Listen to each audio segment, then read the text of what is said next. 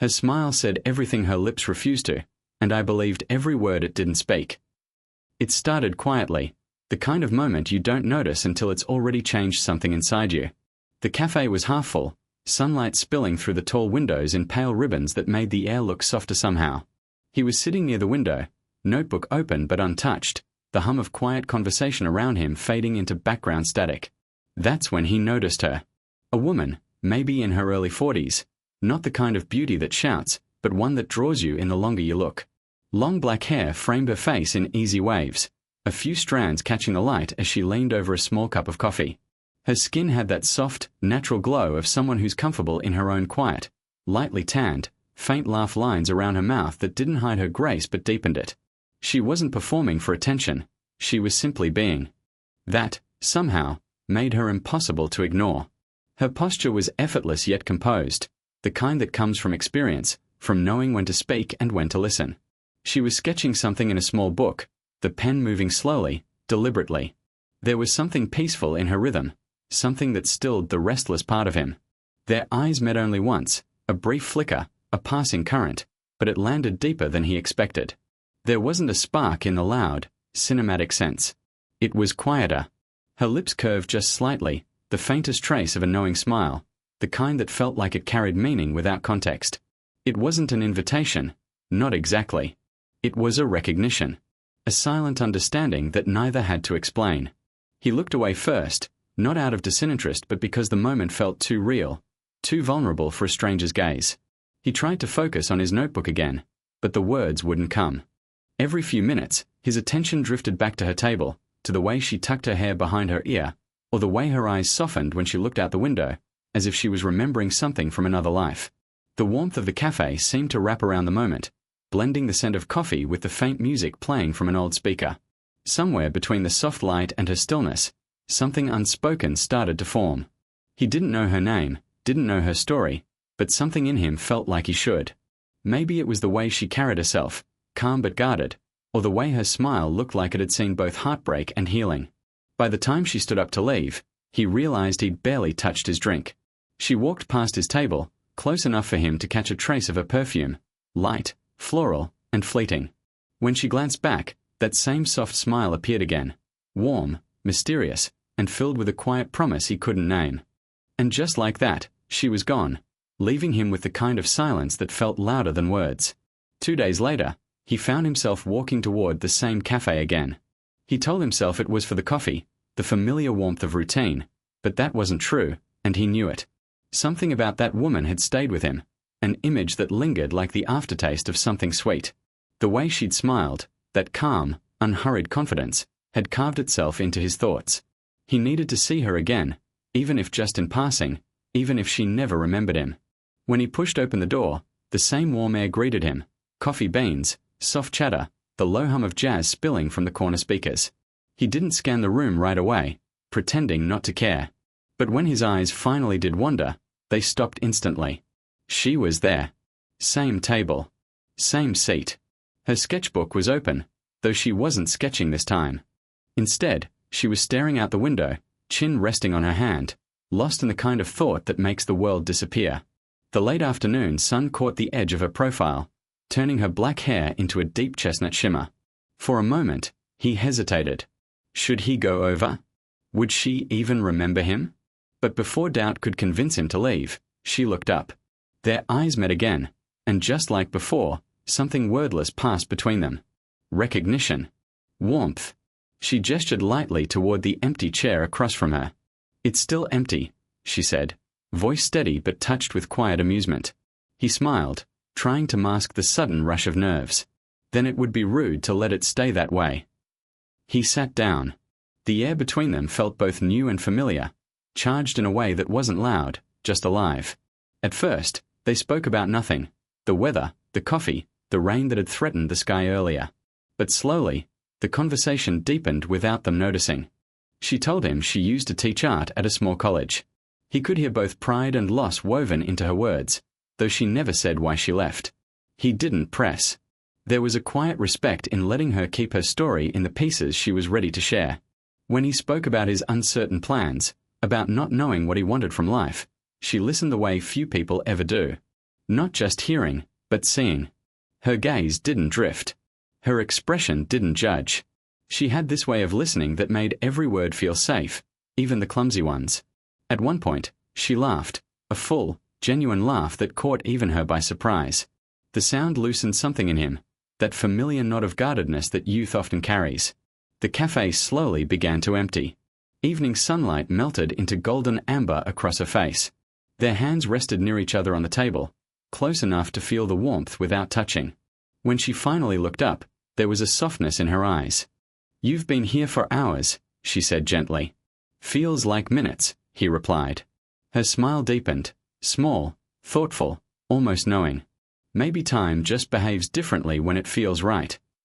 And for a heartbeat, neither of them said another word. They didn't need to. The silence was already saying everything. The following week unfolded like a slow, steady rhythm, ordinary on the surface, but carrying an undercurrent that pulled him back to her without reason. The cafe became their meeting point, though neither ever said it aloud. He would arrive first some days, pretending to read, watching the door until her figure appeared. Other times, she would already be there, her sketchbook open, a half-finished cup of coffee beside her, as though she'd been waiting but didn't want to admit it. There was an ease between them that didn't belong to new acquaintances. They spoke softly, never about grand things, but about the quiet corners of life. Music that lingered, the smell of old books, the way rain could make even a crowded city feel private. It wasn't about the words themselves. It was about how they fit between the pauses. He noticed things about her, the faint lines at the corners of her eyes when she smiled, the way she tucked a strand of black hair behind her ear when she was thinking, how her laughter wasn't loud but always genuine. She carried a calmness that felt earned, the kind that comes from surviving things she didn't talk about. One afternoon, sunlight poured through the cafe window, laying a soft glow across her hands as she sketched something in her book. He leaned forward slightly, trying to see. "What are you drawing?" he asked, voice low, not wanting to disturb the quiet spell of the moment. Without looking up, she replied, "Not sure yet. Sometimes I just let the pencil move, and it tells me what it wants to be later." He smiled. "That's kind of how my life feels right now." That made her look up. Her eyes, dark brown, calm but sharp, studied him with a hint of tenderness. "You'll figure it out," she said. "You're still becoming. It's a good place to be." The way she said it made something stir in his chest, not desire exactly, but recognition. The kind that makes you realize someone truly sees you, not as who you are, but as who you could be. When she returned to her drawing, he couldn't help but keep watching her. The sunlight turned her skin golden, tracing the faint freckles along her cheeks, catching the silver ring on her right hand. She was beautiful, not in a loud, attention-seeking way, but in that quiet, timeless way that only grows deeper with age and grace. After a while, she slid the sketchbook across the table toward him. "What do you think?" It was a sketch of 2 coffee cups side by side, the steam intertwining into a single soft spiral that rose upward. Simple, subtle, but it said everything. He looked up from the page, meeting her gaze. "That's us, isn't it?" he asked softly. Her smile was faint, almost secretive. "Maybe," she said. "Or maybe it's just coffee." But her eyes betrayed her. They held that same glimmer, that quiet, unspoken acknowledgement of something building between them. Something neither of them was ready to name, yet both already felt. And in that silence, filled with nothing but the ticking of the cafe clock and the scent of roasted coffee beans, it became clear, sometimes, the loudest confessions are made without words at all. Days turned into weeks, and what started as chance meetings slowly shaped itself into something unspoken, a rhythm only the two of them seemed to understand. They never planned to see each other, yet somehow they always did. He would walk in with the same nervous smile, and she'd be there, sketchbook open, coffee half finished, that faint smile playing at her lips as if she'd been expecting him all along. Their conversations had grown softer, slower, more about what wasn't said than what was. There were pauses that stretched just long enough to feel meaningful, glances that lingered for a heartbeat too long. She had a way of holding silence that didn't feel awkward. It felt safe. Like she knew the weight of words and how sometimes they only got in the way of what really mattered. One evening, the cafe was quieter than usual. Outside, the light rain made the windows glow. Inside, the soft hum of jazz filled the space between them. She was sketching again, and he watched her hands, the way her fingers moved delicately over the page, graceful and sure, as though she'd drawn the same shape 1,000 times before. "What do you see when you draw?" he asked. She paused, pencil hovering. "Truth," she said after a moment. "Or maybe the version of it I can live with." He thought about that, about how sometimes people didn't lie out loud, they just chose the softer version of the truth. "Do you draw people?" he asked. She smiled faintly. "Only when I want to remember them." "Then, have you ever drawn me?" Her pencil stopped completely this time. The question hung between them, almost too heavy for the room. She didn't answer right away. Instead, she set the pencil down, folded her hands, and looked at him with that calm, unreadable expression he'd come to recognize, the one that meant she was deciding whether to let him in a little further. Finally, she said quietly, "Maybe I don't need to. Some faces don't fade, even if you never draw them." He didn't know what to say. All he could do was look at her, the curve of her smile, the tired grace in her posture, the warmth in her eyes that didn't seem to belong to someone just passing through his life. The air between them shifted then, subtle but undeniable. Her hand rested near his on the table, not touching, but close enough that he could feel the faint warmth of her skin radiating through the space between them. The moment felt suspended, like time had stopped to see what they would do next. He wanted to reach out, to close that small, impossible distance. But something held him back, respect, fear, maybe both. She noticed the hesitation. Her lips parted slightly, as if she was about to say something, but then she stopped herself. Instead, she whispered, "Sometimes it's the space between things that makes them beautiful." Her words stayed with him long after she left that night. The faint scent of her perfume lingered in the air, and as he sat there in the quiet, he realized she wasn't just someone he'd met. She was a presence that had slipped beneath his skin. And that silence she left behind, it spoke louder than any confession ever could. The next time he saw her, it wasn't in the cafe. It was on the small bridge near the park, the one that overlooked the slow-moving river and the rows of trees that had started shedding their leaves. The air carried that soft chill that comes before evening, and the sky was painted in pale gold. She stood there quietly, leaning against the railing, her hair loose and glinting darkly in the fading light. She looked peaceful, but there was something distant in her expression, a kind of private ache hiding behind calm eyes. When she turned and saw him, surprise flickered for a second before softening into something else. Relief, maybe.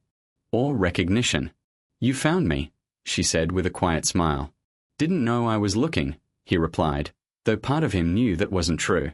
They stood side by side, watching the river ripple under the breeze.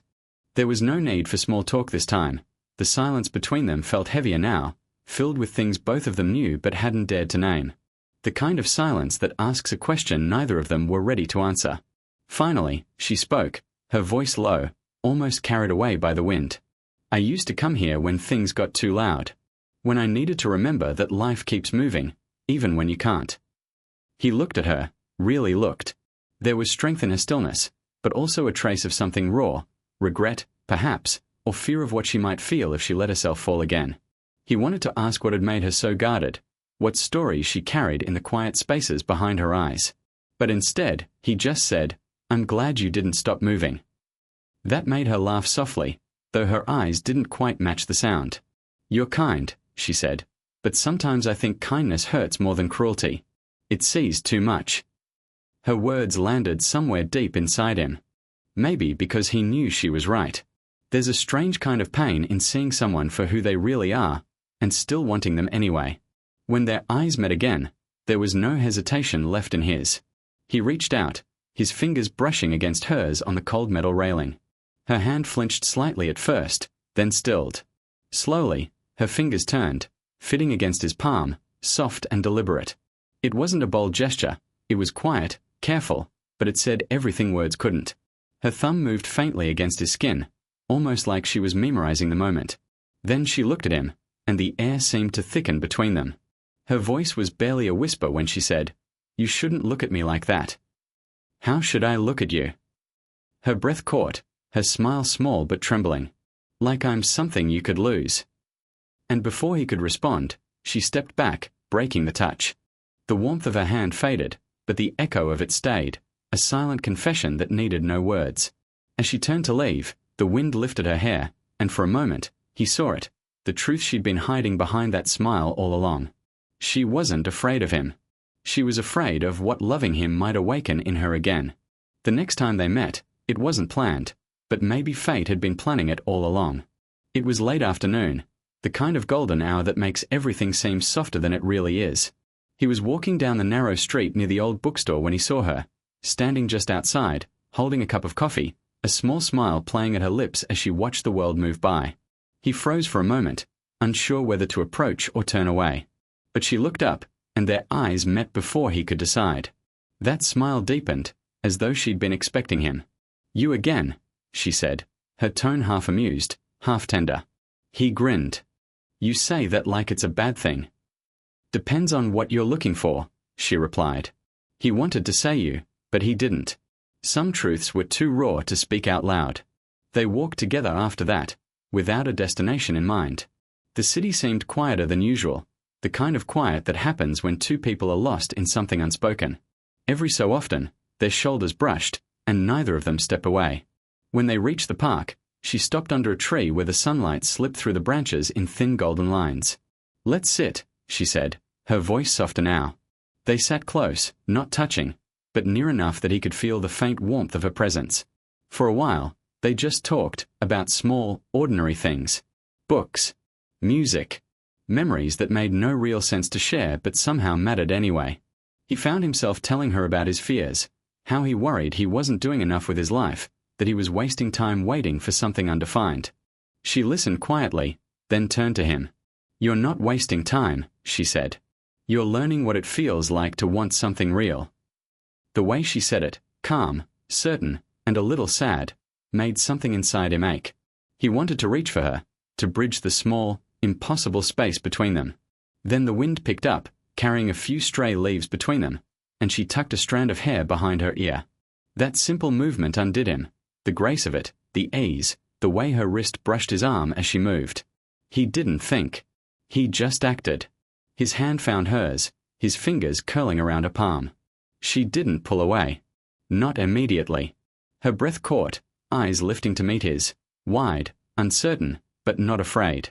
"You shouldn't," she whispered. "I know." But neither of them moved. For a moment, the whole world seemed to narrow, to the warmth of her skin against his, the faint tremor in her voice, the heartbeat he swore he could feel pulsing through her fingertips. Then she leaned closer, not a full step, just enough that he could feel the whisper of her breath when she spoke again. "This can't go anywhere." He nodded, but his hand didn't let go. And when she finally stood, her smile was quiet, a mixture of apology and longing. "Some things aren't meant to be understood," she said, "only felt."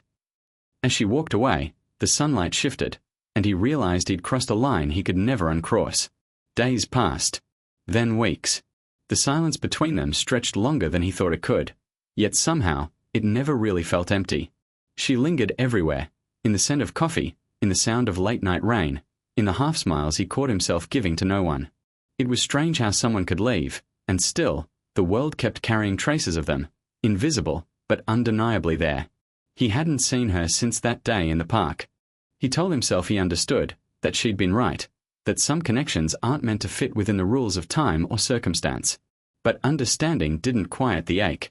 It just gave it shape. One evening, when the city was wrapped in that soft orange glow before dusk, he found himself back at the cafe where it had all started. The same table by the window, the same faint hum of jazz in the background. The waiter recognized him and smiled, as if he knew something. Maybe he did. He sat there for a long time, tracing the rim of his cup, remembering how she used to hold hers, thumb resting just slightly higher, pinky curved delicately. Small details, but they were what made her real in his mind. And then, as if memory had called her into being, she appeared. Not with fanfare, not in a rush, just quietly, gracefully, like she always had. She was wearing a pale blue dress this time, her long black hair loosely tied back, a faint smile touching her lips when she saw him. "Still chasing ghosts?" she teased gently as she approached. "Maybe just one," he replied, trying to smile but failing halfway through. She sat down across from him, eyes studying his face with that same careful tenderness. "You've changed," she said after a pause. "So have you," he said. "Not enough," she murmured. Then she looked out the window, at the fading sky. "I thought staying away would make it easier." Did it? She turned back to him, eyes glimmering in the dim light. No, that one word was enough to undo every wall he'd tried to build. They didn't need to talk about the why or the how anymore. The silence between them wasn't heavy now. It was familiar, like an old song you still remember the words to. For a moment, she reached across the table, her hand brushing against his. It wasn't a deliberate touch, more like a quiet acknowledgement. The air seemed to hum again, just like before. "You still think it can't go anywhere?" he asked softly. She smiled, that same smile, the one that had undone him from the very beginning. "Maybe it already went where it was supposed to," she said. He looked at her, memorizing the way the light played across her face, the laugh lines, the steady calm in her eyes, the kind of beauty that came from being fully human. As she stood to leave, she hesitated for a moment, then leaned down. Her lips brushed his forehead, gentle, lingering, warm. "Take care," she whispered. When she walked away this time, he didn't try to follow. Some stories aren't meant to be possessed, only lived. And as the door closed behind her, he realized something. The smile she'd left him with, soft, knowing, quietly radiant, wasn't a goodbye. It was a promise that she'd always stay, in the spaces between his thoughts, in the way he now looked at the world, with tenderness.